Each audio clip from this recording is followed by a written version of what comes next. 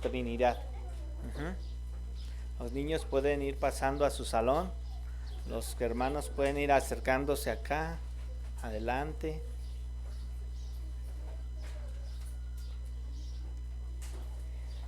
Se les regresó a algunos sus exámenes de la serie de las prédicas pasadas. A partir de este domingo pasamos a la segunda serie de las prédicas que van a estar basadas en la Confesión Bautista de 1689. Y un tema de esta confesión es de Dios y de la Santa Trinidad. Hablando de Trinidad, pues son tres elementos, tres personas, tres partes, el fin es tres. Y los conocemos, yo creo que todos los que estamos aquí pues tenemos el deber, el gusto y la bendición de conocerlo. A ver, lo decimos todos juntos, es Padre, Hijo y Espíritu Santo, ¿sí? Y hace rato en el orden del culto se leyó una cita, ¿no? Que los tres eran uno, ¿verdad? Sí, no son independientes. Entonces, cuando tenemos que pensar y tener ese enfoque de que Dios Padre, Dios Creador, Dios Eterno, está presente, por amor hacia nosotros, dio tanto a ese amor que dio a su Hijo, que dice Juan, para que todo aquel no se pierda, pero dice que todo aquel que crea, y todavía andamos con nuestras incredulidades, ¿verdad? Y que crea, ¿no? Que nada más crea cuando me estoy dolido o tengo una enfermedad y papá Dios, ayúdame, ¿no? Sino todo el tiempo. Y estará con nosotros siempre, ¿verdad? Y luego dicen, o pensamos en esa postura de que ya se fue nuestro Señor Jesucristo y ahí para que no estén llorando les manda un consolador. Y lo hacemos con un enfoque así como que muy sencillo y de poco menos, ¿verdad? Pero el Espíritu Santo también es parte de esta Trinidad.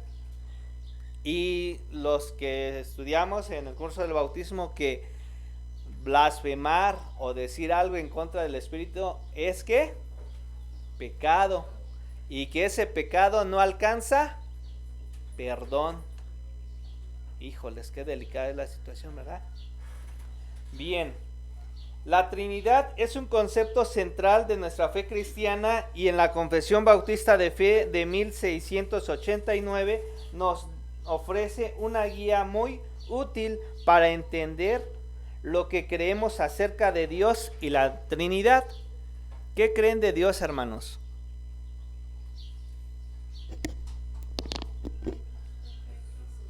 Que es perfecto, que es amoroso, que es creador, ¿qué más? Es único, salvador, el alfa y omega, y muchos atributos, ¿verdad? Y como se dijo el pastor anteriormente, y si ya lo conocemos así, no nos mueve el corazón, no nos da miedo en el temor. Ajá.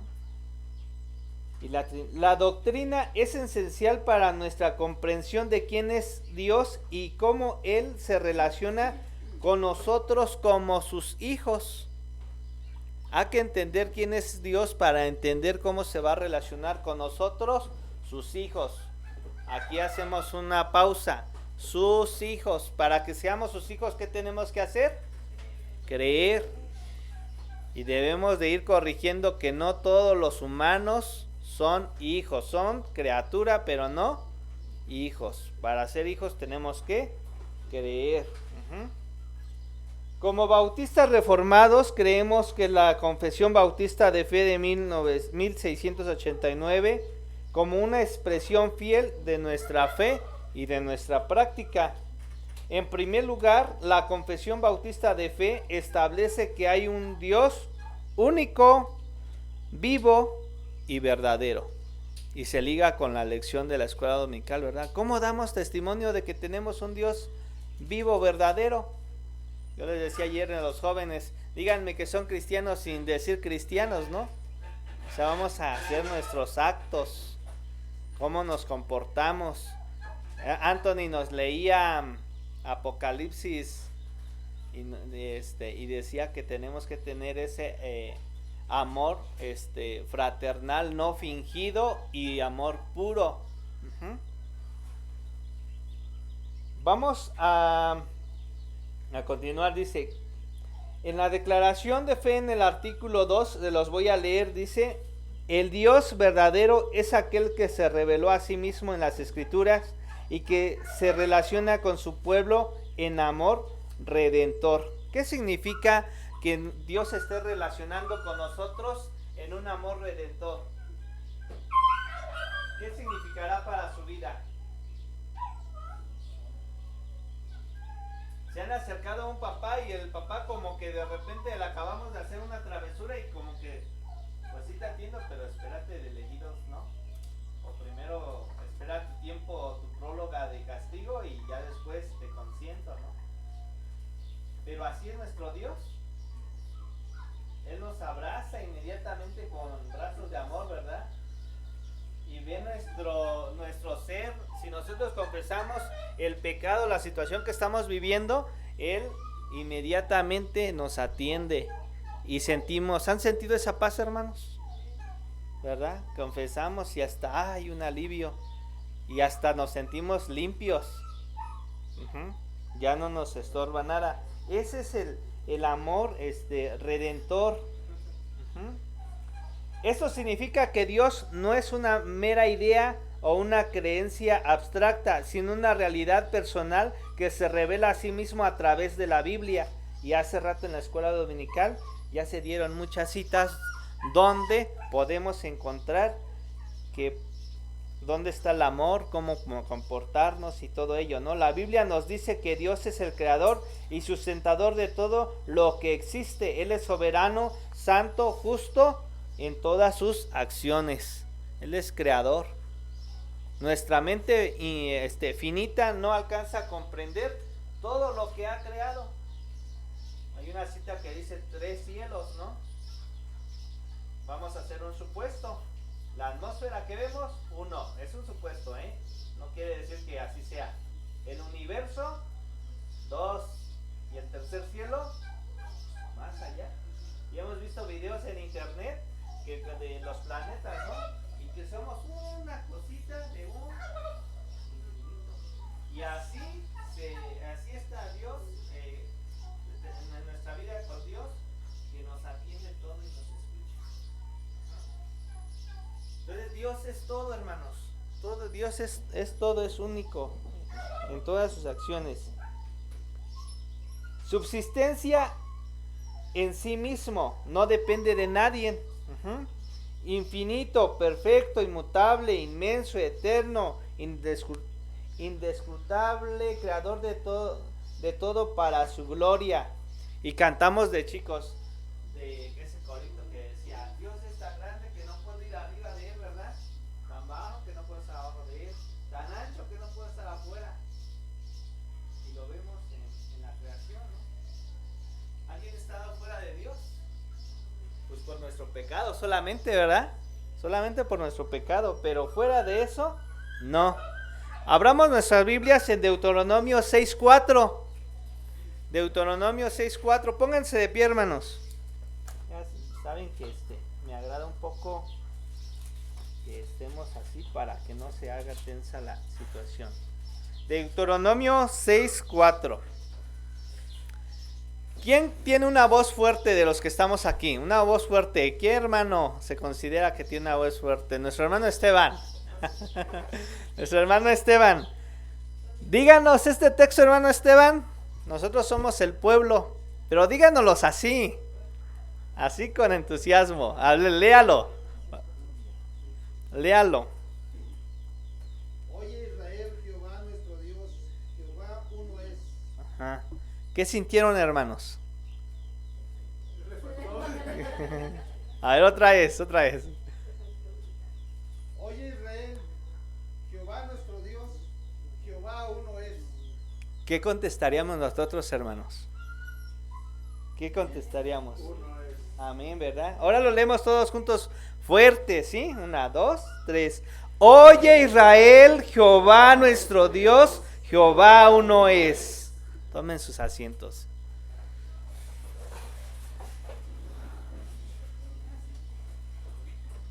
La palabra uno identifica la unidad de Dios en su esencia, no en un número, hermanos. Ajá. La palabra uno está enfocado a su esencia, a su completitud, a su totalidad, no en un numeral, no en el 0, 1, 2, 3, 4, no. Pero ¿qué queremos decir cuando hablamos de la Trinidad? La confesión nos dice que es la unidad de la divinidad, esencia en tres personas, el Padre, el Hijo y el Espíritu Santo, que son iguales en poder y gloria. Y entonces vamos a estudiar la palabra, hacemos la oración y por los méritos de nuestro Señor Salvador Jesucristo, dame sabiduría, dame esa inteligencia, que las palabras concuerden, que tu Espíritu obre en mi vida, y ya estamos ahí interactuando en el diálogo con esta Trinidad. Entonces debe de ser una cosa seria cuando nosotros decimos palabra, cuando nosotros atendemos la ordenanza del bautismo, la ordenanza de la cena del Señor, porque no es cualquier cosa, ¿de acuerdo? Pero ustedes dirán, ¿pero dónde, hermano, está que es una Trinidad?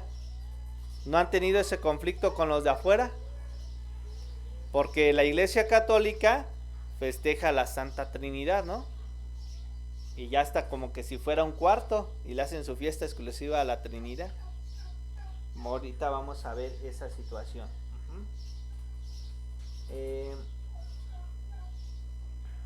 Esto se basa en la enseñanza bíblica de que el Padre, el Hijo y el Espíritu Santo son divinos, comparten la misma naturaleza divina y existen eternamente. La Trinidad es la verdad relevada de las Escrituras y es la necesaria para establecer la salvación y nuestra relación con Dios. Vamos a abrir Mateo 28, 19. Y encontramos una de las tantas evidencias de este pasaje. Mateo 28, 19.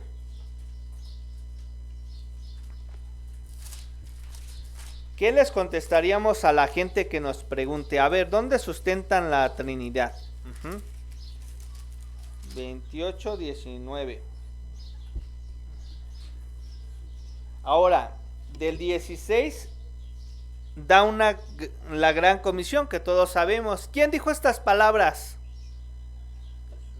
El mismo Jesús, no fue un apóstol. Y en una predicación les decíamos, bueno, vamos a hacer un poco de jerarquía. Si lo está diciendo Jesús, es directamente Hijo, que tiene relación con el Padre. Abajo de Jesús, por si fuera una jerarquía, estarían los apóstoles, ¿verdad? Pablo y todos los demás, ¿no? Bueno, todos leemos el 19, dice: por tanto, id a hacer discípulos a todas las naciones, bautizándolos en el nombre del Padre y del Hijo y del Espíritu Santo. Ahí está. Nombre, en el nombre del Padre. Todos tienen nombre, así es, el Padre, el nombre Hijo y el nombre Espíritu Santo. Son nombres propios. El nombre Espíritu Santo es un nombre. El nombre Hijo es un nombre. El nombre Padre es un nombre. ¿Sí? Todos son nombres propios. Y los dice, los van a bautizar con esta fórmula, o sea, con esta frase. Porque hay otras corrientes que dicen, te bautizo en el nombre de Jesucristo. Pero estamos aprendiendo que hay tres nombres. Nombre Padre, nombre Hijo y nombre Espíritu Santo. ¿En quién estarían bautizando los que se bautizan así? ¿En nombre de Jesucristo? Solamente en el Hijo, ¿verdad? Faltiese en la fórmula el nombre Padre y el nombre Espíritu Santo, ¿sí? Jesús instruye a sus discípulos a bautizar en el nombre del Padre y del Hijo y del Espíritu Santo. Aquí los tres son mencionados juntos como una fórmula bautismal. ¿Quién lo está diciendo, hermanos? ¿Quién está diciendo esto que son tres? Jesús. ¿Y alguien le puede refutar a Jesús? No, ¿verdad? Si yo lo dijese, o lo dijese el hermano Efraín, o lo dijese nuestra hermana, pues ahí sí. Pero lo está diciendo el propio Jesús. Ajá. Otro pasaje, vámonos a Juan 1, versículos del 1 al 3.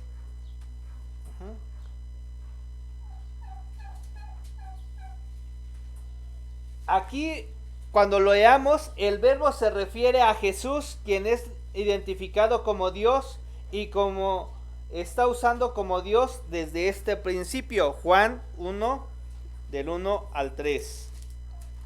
Todos juntos dice: en el principio era el verbo, y el verbo era con Dios, y el verbo era Dios. Este era desde el principio con Dios. Todas las cosas por él fueron hechas, y sin él nada de lo que había sido hecho fue hecho. Les dije que el verbo está representando a Jesús. Si pusiésemos el verbo que se hizo carne, el que se humanizó, el que vino a la humanidad en forma de persona, para hacer el ejercicio donde diga verbo, ponemos Jesús. Lo leemos, dice: en el principio era Jesús, y Jesús era con Dios, y Jesús era Dios. Este era en el principio con Dios. Todas las cosas por él fueron hechas, y nada de lo que había hecho.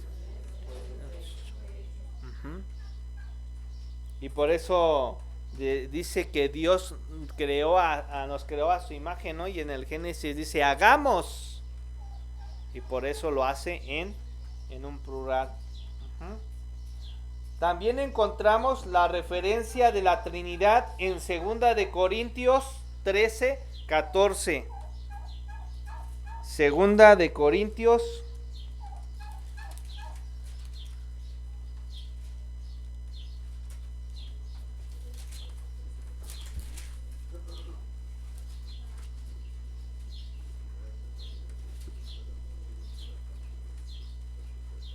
Encontramos una referencia a la Trinidad. Ahí, ¿quién lo describe?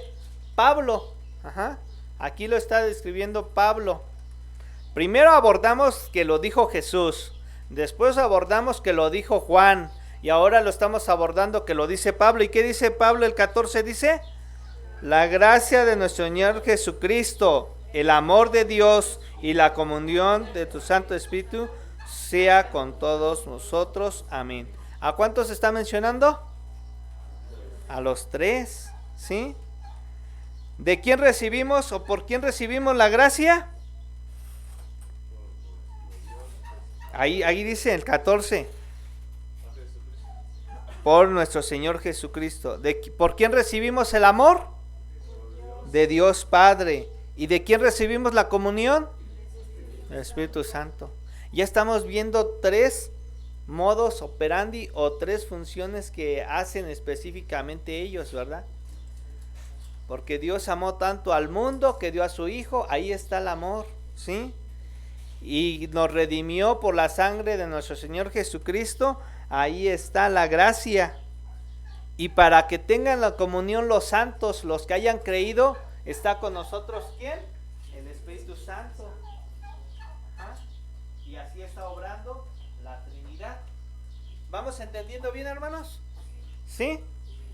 ¿O nos regresamos al inicio? Aquí los tres miembros de la Trinidad son mencionados juntos y se asocian con diferentes aspectos de la gracia divina. Es importante recordar que la Trinidad es un misterio que no podemos comprender completamente. ¿Por qué no la podemos entender?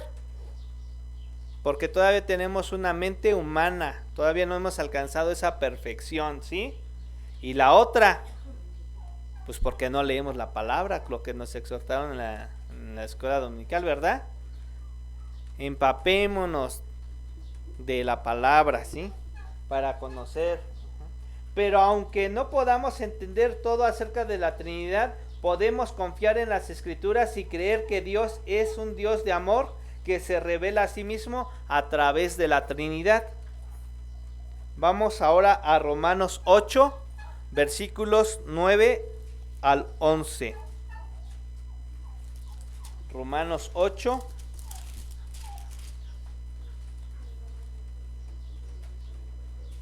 Del 9 al 11.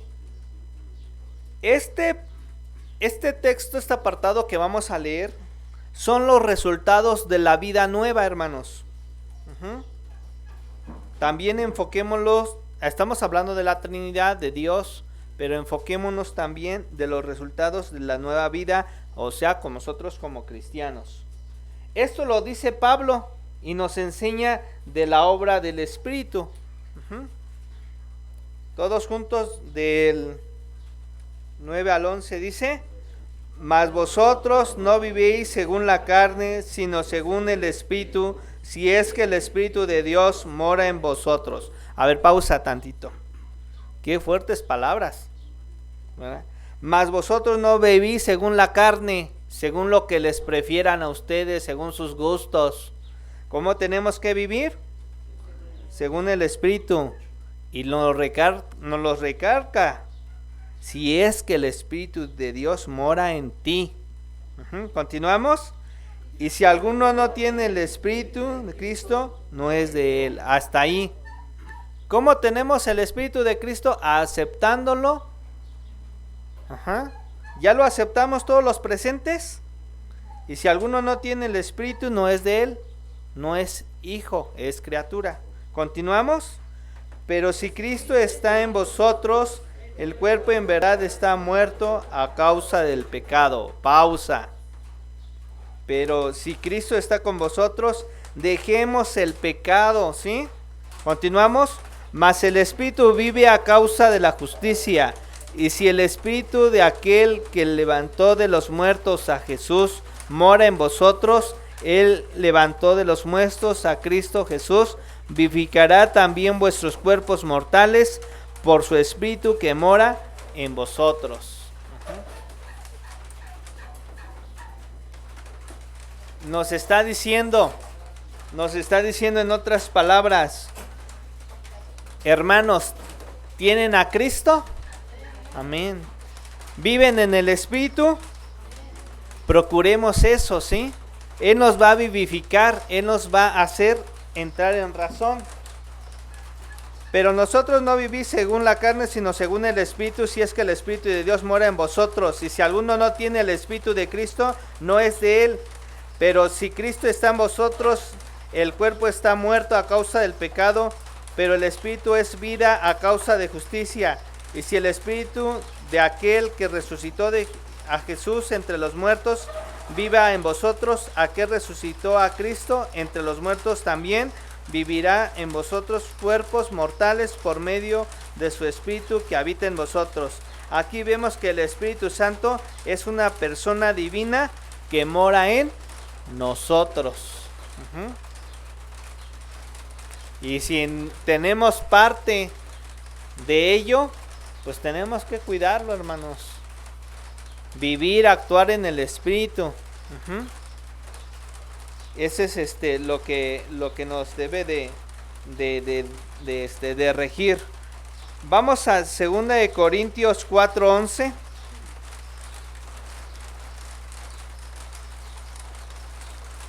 Segunda de Corintios 4:11.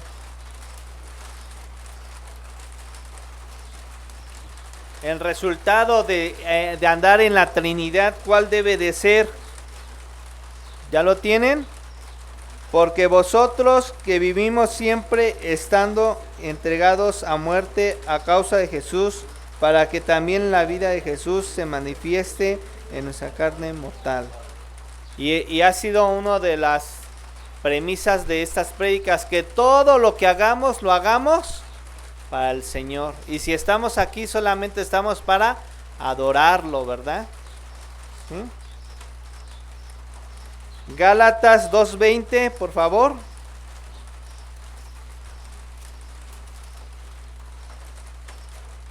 Gálatas 2:20. Dejen su carnalidad. Dejen su carnalidad. Dejemos ¿Qué dice Gálatas 2:20? La conclusión. Con Cristo estoy juntamente crucificado, y ya no vivo yo, mas Cristo vive en mí. En lo que ahora vivo en la carne, lo vivo en la fe del Hijo de Dios, el cual me amó y se entregó hoy por mí. ¿Sí? Todos los presentes lo hemos aceptado en nuestro corazón como nuestro Señor y Salvador. Amén. Que esa sea nuestra refrescanza de nuestra vida continua y continua, ¿sí? Pues esta es la meditación del día de hoy, hermanos. Dios y la Santa Trinidad operan para que nosotros adoremos a Dios Creador. Ajá. No operan en nuestro mando y a nuestras dichas y desdichas, sino que operan solamente para la gloria de Dios. ¿Quién nos despide de esta meditación?